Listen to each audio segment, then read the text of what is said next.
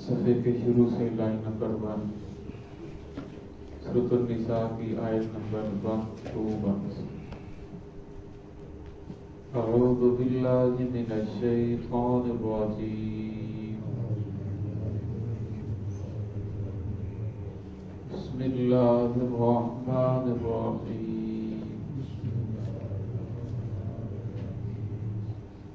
والذین آمنوا وعملوا الصالحات سندخلهم جنات تجری من تحتها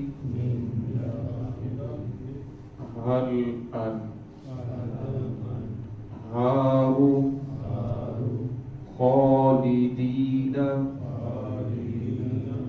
فیہا ابدا وعد اللہ حقا ومن اصدق من اللہ قیلا لیس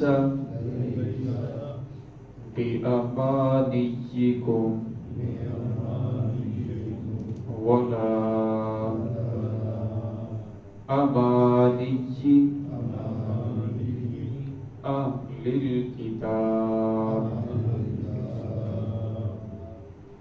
من يعمل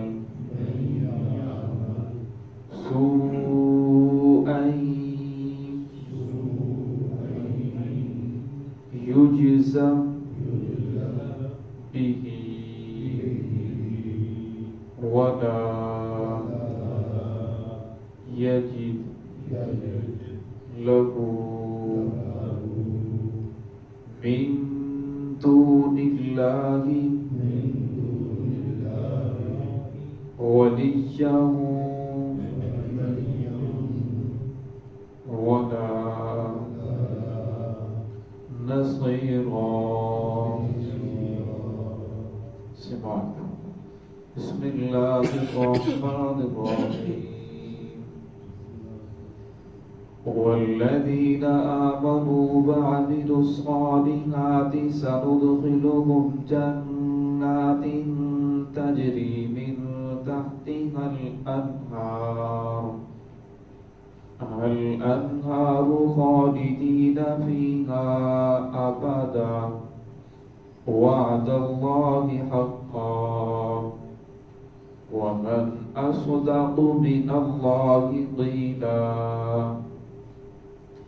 ليس بأمانيكم ولا أماني أهل الكتاب من يعمل سوءا يجز به ولا يجد له من دون الله وليا ولا نصيرا۔ والذین آمنوا، وہ لوگ جو ایمان لے کر آئے، وعملوا الصالحات، اور انہوں نے اچھے عمل کیے، سندخلهم، ہم انہیں قریب داخل کریں گے، جنات تجری من تحتها الانہار، ایسے باغات میں جن کے نیچے نہریں جاری ہیں، خالدین فیہا، ہمیشہ رہیں گے، آبادا، پوری جنتوں کے اندر، باغوں کے اندر، وعد اللہ حقا، اور اللہ رب العزت کا وعدہ سچا ہے، ومن اصدق من اللہ قیلا، کس کا وعدہ زیادہ سچا ہو سکتا ہے اللہ رب العزت کے مقابلے میں۔ لیس بامانیکم ولا امانی اہل الکتاب، نہیں معاملہ ہوگا تمہاری خواہشات کے مطابق اور نہ ہی اہل کتاب کی خواہشات کے مطابق۔ من یعمل سوءا یجز بہ، وہ شخص جس نے برا عمل کیا، یجز بہ، اسے اس کا بدلہ دیا جائے گا، ولا یجد له من دون اللہ، نہیں وہ پائے گا اللہ رب العزت کے علاوہ کسی کو ولیجن، کوئی ولی، ولا نصیرا، اور نہ کوئی مددگار۔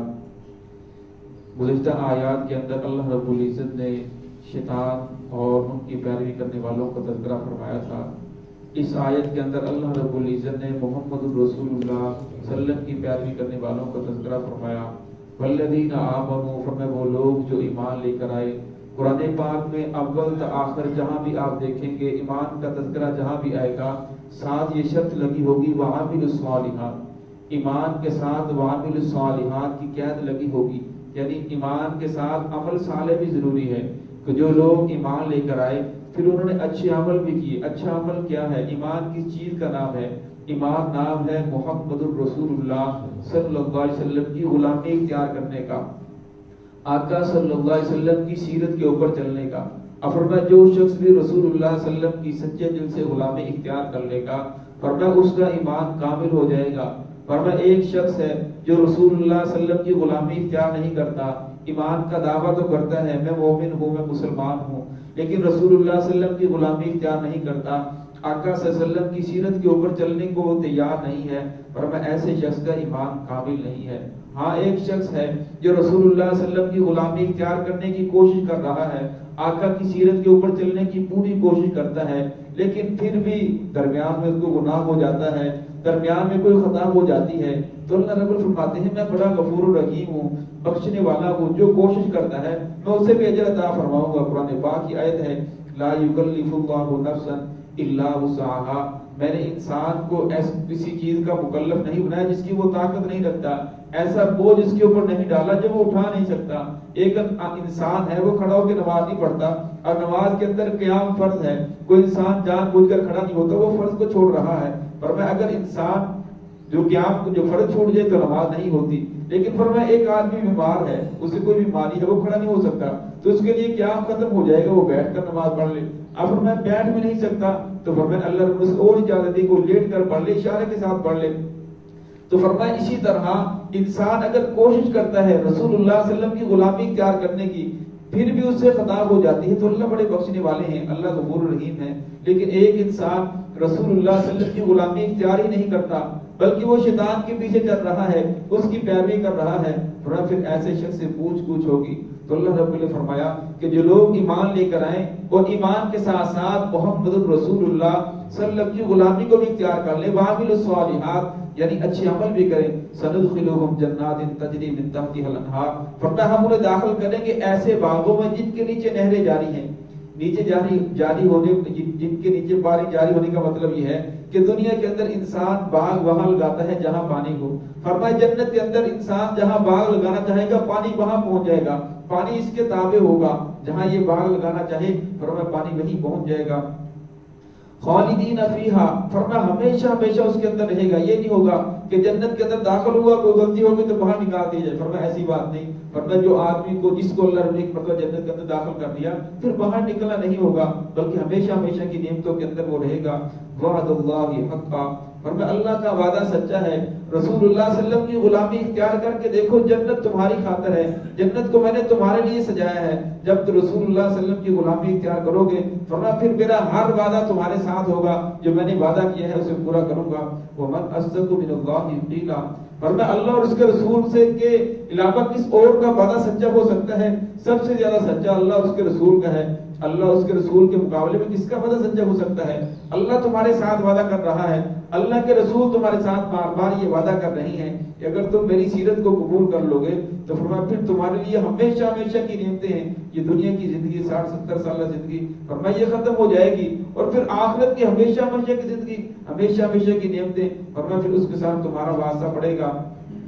आगे वाली आयत का शान नज़ूल ये है कि कुछ अहले किताब और उम्मत मोहम्मद रसूल सल्लल्लाहु अलैहि वसल्लम की उम्मत, कुछ लोगों ने आपस के अंदर तज़किरा किया। अहले किताब कहते हैं कि सिर्फ जन्नती हम हैं, जन्नत के अंदर हम जाएंगे। मूसा अलैहिस्सलाम पहले आए तो मूसा अलैहिस्सलाम अल्लाह के लाडले नबी हैं, लिहाजा हम ही जन्नती हैं, जन्नत के अंदर हम जाने वाले हैं। तो कुछ सहाबाए किराम ने, कुछ दूसरे लोगों ने कहा कि नहीं, बल्कि जन्नत के अंदर हम लोग जाएंगे क्योंकि हमने मोहम्मद रसूल सल्लल्लाहु अलैहि वसल्लम की गुलामी को इख्तियार किया। आप सल्लम आखिरी नबी हैं, जो आखिरी नबी की बात को नहीं मानेगा उसके होते हुए और किसी और की पैरवी कर रहा है तो फरमाया वो निजात के लिए काफी नहीं है।